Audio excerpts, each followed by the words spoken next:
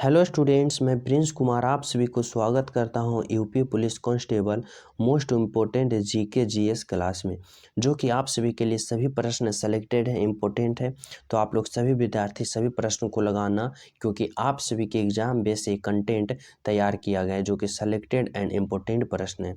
तो सभी विद्यार्थी 100% फोकस करना, क्योंकि यहाँ से हर एक प्रश्न आप सभी को 2 नंबर दिलाने की क्षमता रखता है। तो चलिए शुरू करते हैं। पहला प्रश्न पूछ रहा है कि दास प्रथा को कब समाप्त किया गया। दास प्रथा की बात करें, दास प्रथा को कब समाप्त किया गया? 1843, 1829, 1890 या 1857 में। तो दास प्रथा को कब समाप्त किया गया? तो यह समाप्त 1843 ईस्वी में किया गया। Option number A is the right answer. क्या होगा? 1843। अगला प्रश्न है, हड़प्पा सभ्यता का खोज किसने किया था? हड़प्पा सभ्यता की बात करें, यह खोज किसने किया था? तो हड़प्पा सभ्यता का खोज कौन किया था? दयाराम साहनी। कौन किया था? दयाराम साहनी ने किया था।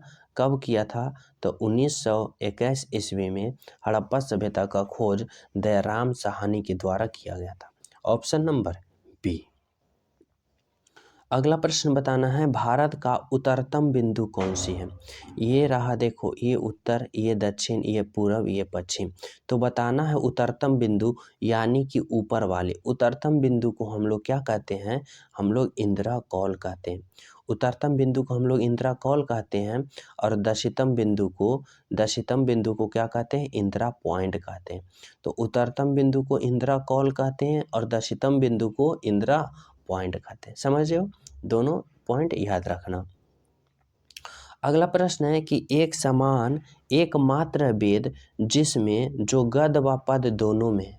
एकमात्र वेद वह कौन है जो गद में भी है और पद में भी है? तो राइट आंसर क्या होगा? राइट आंसर होगा यजुर्वेद।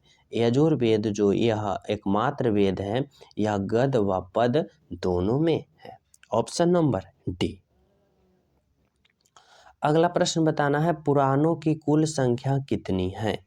पुराणों की कुल संख्या की बात करें, 18, 11, 6 या 9। तो पुराणों की कुल संख्या की बात करें तो राइट आंसर होगा 18 है। कितना है? पुराणों की कुल संख्या 18 है। Option number A. नेक्स्ट प्रश्न बताना है भाई। नेक्स्ट प्रश्न है कि किस नदी पर Salaar hydro electric power station बनाया गया है? किस नदी पर Salaar hydro electrical power station बनाया गया है? तो यह किस नदी पर बनाया गया है? तो राइट आंसर होगा चिनाब नदी पर। किस नदी पर? चिनाब नदी। Option number B is the right answer, Chenab नदी पर। नेक्स्ट है कि साहित्य अकादमी पुरस्कार की शुरुआत कब हुई थी? साहित्य अकादमी पुरस्कार की शुरुआत कब हुई थी? 1975, 1961, 1954 या 1955? तो साहित्य अकादमी पुरस्कार की शुरुआत कब हुई थी? तो राइट आंसर होगा 1954 में। Option number C. कब हुई थी? 1954 इज द राइट आंसर। अगला प्रश्न बताना है, आईने अकबरी के रचयिता कौन है? आईने अकबरी के रचयिता की बात करें तो राइट आंसर होगा अबुल फजल। कौन है आईने अकबरी के रचयिता? Abul Fazal. Option number D is the right answer, Abul Fazal. अगला प्रश्न देखो क्या है। अगला प्रश्न है, युमथांग घाटी किस राज्य में स्थित है? युमथांग घाटी किस राज्य में स्थित है? सिक्किम में, मेघालय में, नागालैंड में या असम में? तो युमथांग घाटी किस राज्य में स्थित है? तो राइट आंसर होगा सिक्किम राज्य में। किस राज्य में स्थित है? सिक्किम राज्य। Option number A is the right answer. अगला प्रश्न देखो क्या है। अगला प्रश्न है, गीत गोविंद के रचयिता कौन है? गीत गोविंद के रचयिता कौन है? कालिदास, जयदेव, अमर सिंह या फिर रस खान? तो गीत गोविंद के रचयिता कौन है? तो राइट आंसर क्या होगा? राइट आंसर होगा Jaidev. Option number B Jaidev. अगला प्रश्न देखो क्या है। अगला प्रश्न है, बताना है नासिक किस नदी के किनारे स्थित है? नासिक जो है यह किस नदी के किनारे स्थित है? तो राइट आंसर क्या होगा? राइट आंसर होगा गोदावरी नदी के किनारे। नासिक किस नदी के किनारे स्थित है? गोदावरी नदी। Option number C is the right answer. अगला प्रश्न है जल का अध्ययन किसके अंतर्गत किया जाता है। जल के अध्ययन की बात करें तो यह हाइड्रोलॉजी के द्वारा किया जाता है। किसके किसके अंतर्गत? Hydrology. Option number D is the right answer. अगला प्रश्न देखो क्या है। अगला प्रश्न है अजमेर किस नदी के किनारे स्थित है। अजमेर की बात करें तो यह लूनी नदी के किनारे स्थित है। किस नदी के किनारे? लूनी नदी। ऑप्शन नंबर क्या होगा? ऑप्शन नंबर ए। अगला प्रश्न है पहाड़ों की रानी किसका भौगोलिक उपनाम है। पहाड़ों की रानी किसका भौगोलिक उपनाम है? तो राइट आंसर क्या होगा? राइट आंसर होगा Mussoorie. Option number B Mussoorie is the right answer. अगला प्रश्न देखो क्या है। अगला है चीन का राष्ट्रीय खेल क्या है। चीन की राष्ट्रीय खेल की बात करें तो यह टेबल टेनिस है। क्या है? Table tennis. Option number C is the right answer, table tennis. अगला प्रश्न देखो क्या है। अगला प्रश्न है रण उत्सव किस राज्य में मनाया जाता है। रण उत्सव की बात करें तो यह गुजरात राज्य में मनाया जाता है। किस राज्य में? गुजरात राज्य में रण उत्सव मनाया जाता है। Option number D. अगला प्रश्न है कि गंगा सागर मेला भारत के किस राज्य में मनाया जाता है। गंगा सागर मेला भारत के किस राज्य में मनाया जाता है? तो यह पश्चिम बंगाल में मनाया जाता है। किस राज्य में? Paschim Bangal. Option number A. Next प्रश्न है कि खुल्लम लोक नृत्य किस राज्य से संबंधित है। खुल्लम लोक नृत्य की बात करें तो राइट आंसर क्या होगा? राइट आंसर होगा ऑप्शन नंबर बी, मिजोरम राज्य में मनाया जाता है। कौन सा? खुल्लम लोक नृत्य। ऑप्शन नंबर क्या होगा? किस राज्य से संबंधित है? तो मिजोरम राज्य से। Option number B. अगला प्रश्न बताना है श्वेत क्रांति का जनक किसे माना जाता है। श्वेत क्रांति का जनक किसे माना जाता है? तो किसे माना जाता है? वर्गीज कुरियन का। Option number C, Varghese Kurien को क्या माना जाता है? श्वेत क्रांति का जनक। Option number C. अगला प्रश्न है रक्त का थक्का जमने का कौन सा विटामिन मदद करता है। रक्त का थक्का जमने में कौन सा विटामिन मदद करता है? तो कौन सा? विटामिन के। ऑप्शन नंबर क्या होगा? विटामिन के रक्त को थक्का जमने में मदद करता है। अगला प्रश्न बताना है कि स्कर्वी रोग किस विटामिन की कमी से होता है। स्कर्वी रोग की बात करें या किस विटामिन के कमी के कारण होता है तो यह विटामिन सी के कमी के कारण होता है। किसके? विटामिन सी के कमी के कारण स्कर्वी रोग होता है। ऑप्शन नंबर ए। अगला प्रश्न है कि भारतीय रंगमंच में यवनिक पर्दा का शुभारंभ किसने किया था। भारतीय रंगमंच में यवनिक पर्दा का शुभारंभ किसने किया था? तो यह यूनानियों ने किया था। कौन किया था?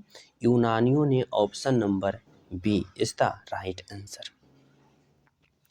अगला प्रश्न है अम्ल का स्वाद कैसा होता है। मीठा, कड़वा, खट्टा या नमकीन। तो अम्ल का स्वाद कैसा होता है? तो राइट आंसर होगा क्या? अम्ल का स्वाद खट्टा होता है। Option number C. अगला प्रश्न है भारत का शांति पुरुष किसे कहा जाता है। भारत का शांति पुरुष की बात करें किसे कहा जाता है तो लाल बहादुर शास्त्री जी को भारत का शांति पुरुष कहा जाता है। Option number D. अगला प्रश्न बताना है कि सेलूकस निकेटर को किसने हराया था। सेलूकस निकेटर को किसने हराया था? तो यह चंद्रगुप्त मौर्य ने हराया था। सेलूकस निकेटर जो कि कौन था? सेलूकस निकेटर जो कि विदेशी था, भारत पर हमला किया था, जो कि चंद्रगुप्त मौर्य ने इसे हराए थे। सेलूकस निकेटर सिकंदर का क्या था? सेनापति था, जो कि बाहर से आया था। और सिकंदर के सेनापति को हराए थे कौन? चंद्रगुप्त मौर्य, जो कि सेलूकस निकेटर था। फिर जब सेलूकस निकेटर को हरा दिए तो उसके बाद इन्होंने अपनी बेटी को इनके साथ विवाह करा दिया और 5 क्षेत्र इन्हें दान में दे दिया। अगला प्रश्न देखो क्या है। अगला प्रश्न है कालिदास के किस महाकाव्य में सती प्रथा का उल्लेख है। कालिदास के किस महाकाव्य में सती प्रथा का उल्लेख का बात किया गया है? तो यह कुमार संभवम में किया गया है। किसमें? कुमार संभवम में। Option number B. अगला प्रश्न है शराब का पीएच मान कितना होता है। बताना है शराब का क्या पीएच मान। तो शराब का पीएच मान 3.5 होता है। क्या होता है? 3.5 यानी कि अम्लीय। अगला प्रश्न है भारतीय संविधान के किस अनुच्छेद में संविधान संशोधन का प्रावधान है? संविधान संशोधन के प्रावधान की बात करें तो यह अनुच्छेद 368 में है। क्या है? 368 में संविधान संशोधन का प्रावधान। Option number D. अगला प्रश्न बताना है नगर निकायों में चुनाव लड़ने की न्यूनतम आयु रखी गई है। नगर निकाय में चुनाव लड़ने की न्यूनतम आयु कितनी रखी गई है? तो यह 21 वर्ष रखी गई है। कितनी वर्ष? 21 वर्ष। ऑप्शन नंबर ए। अगला प्रश्न है कि असम का शोक किस नदी को कहा जाता है? असम का शोक किस नदी को कहा जाता है? तो यह ब्रह्मपुत्र नदी को कहा जाता है। किसे कहा जाता है? ब्रह्मपुत्र नदी को असम का शोक कहा जाता है। अगला प्रश्न है कि साम्राज्यवाद का नाश हो का नारा किसने दिया था? साम्राज्यवाद का नाश हो का नारा किसने दिया था? तो राइट आंसर क्या होगा? राइट आंसर होगा भगत सिंह ने यह नारा दिए थे, साम्राज्यवाद का नाश हो। अगला प्रश्न है भारत का सर्वाधिक महत्वपूर्ण मिट्टी कौन सी है? भारत की सर्वाधिक महत्वपूर्ण मिट्टी की बात करें तो यह कौन सी है? तो यह जलोढ़ मिट्टी है। कौन सी है? जलोढ़ मिट्टी। Option number D. अगला प्रश्न है कि भारत में रेडियो प्रसारण का प्रारंभ किस वर्ष हुआ था? रेडियो प्रारंभ का प्रसारण की बात करें तो यह 1923 ईस्वी में भारत में हुआ था। कब? 1923 ईस्वी में भारत में रेडियो प्रसारण। ऑप्शन नंबर ए।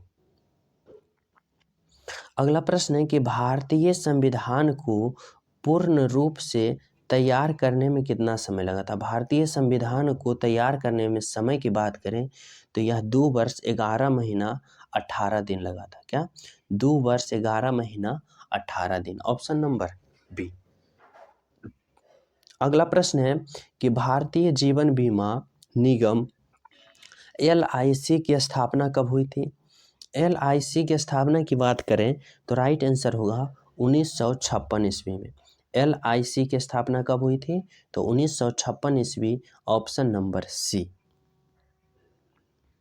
अगला प्रश्न देखो क्या है। अगला प्रश्न है रजत क्रांति का संबंध किससे है? रजत क्रांति का संबंध किससे है? तो यह किससे है? यह है अंडा उत्पादन से। किससे? अंडा उत्पादन से रजत क्रांति का संबंध है। Option number D. अगला प्रश्न बताना है सत्यशोधन समाज के संस्थापक कौन किसने किया था? सत्यशोधन समाज का संस्थापक किसने किया था? ज्योतिबा फुले, केशव चंद्र सेन, राजा राम मोहन राय या स्वामी विवेकानंद? तो सत्यशोधन समाज का संस्थापक किसने किया था? तो यह किसने किया था? यह Jyotiba Phule. Option number A. Jyotiba Phule के द्वारा सत्यशोधन समाज का स्थापना किया गया था। अगला प्रश्न है कोलकाता उच्च न्यायालय के प्रथम मुख्य न्यायाधीश कौन थे? कोलकाता उच्च न्यायालय के प्रथम मुख्य न्यायाधीश की बात करें तो राइट आंसर होगा Elijah Impey. Elijah Impey. Option number B. अगला है देखो क्या है। अगला प्रश्न है किस तिथि को उत्तरी गोलार्ध में सबसे छोटा दिन होता है?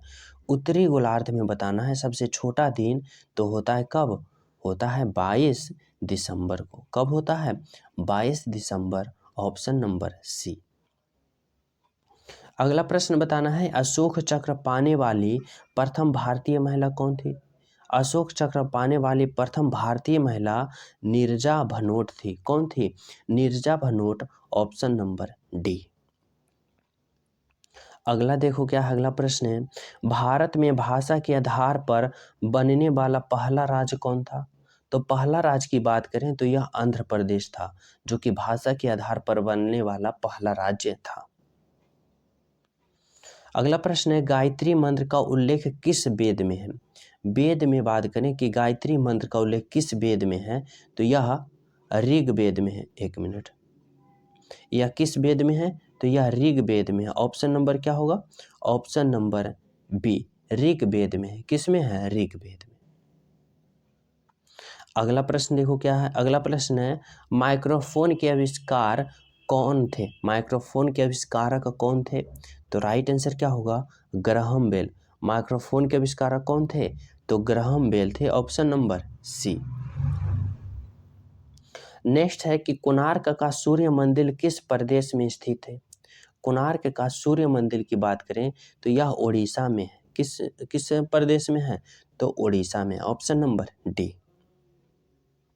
नेक्स्ट देखो क्या है, नेक्स्ट है चूने में पानी मिलाने पर कौन सी गैस निकलती है? चूने में जब हम पानी को मिलाएंगे तो कौन सी गैस निकलेगी? तो यह कार्बन डाइऑक्साइड यानी कि CO2 निकलेगी, ऑप्शन नंबर ए। अगला प्रश्न है कि सिरका में कौन सा अम्ल पाया जाता है? सिरका में कौन सा अम्ल पाया जाता है? तो राइट आंसर क्या हुआ? राइट आंसर होगा एसिटिक अम्ल पाया जाता है। सिरका में कौन सा अम्ल पाया जाता है? एसिटिक अम्ल, ऑप्शन नंबर बी। अगला है पालक में किसकी प्रचुरता होती है? पालक में किसकी प्रचुरता होती है? तो यह आयरन की प्रचुरता होती है, ऑप्शन नंबर सी, आयरन। अगला प्रश्न है मधुबनी किस राज्य की लोकप्रिय चित्रकला शैली है? मधुबनी किस राज्य की लोक चित्रकला शैली है? तो यह बिहार की है। किसकी है? बिहार की लोक चित्रकला शैली, ऑप्शन नंबर। किसके राज्य की है? तो बिहार की है मधुबनी। अगला प्रश्न बताना है नेफ्रॉन, नेफ्रॉन किससे संबंधित है? नेफ्रॉन किससे संबंधित है? तो राइट आंसर क्या होगा? इस प्रश्न का राइट आंसर आप लोग कमेंट में बताना, समझियो। और जो न्यू हो, चैनल पे पहली बार हो, चैनल सब्सक्राइब कर लेना, बेल आइकन दबाना, वीडियो को लाइक एंड शेयर जरूर करना। और इस प्रश्न का राइट आंसर आप लोग कमेंट में जरूर बताना कि नेफ्रॉन किससे संबंधित है, समझ रहे हो। सभी विद्यार्थी वीडियो को लाइक कर देना, चैनल सब्सक्राइब कर लेना, साथ ही टेलीग्राम लिंक डिस्क्रिप्शन, वहाँ भी ज्वाइन हो जाना। मिलते हैं आप सभी को अगले क्लास में, जब तक सभी को हमारे तरफ से जय हिंद।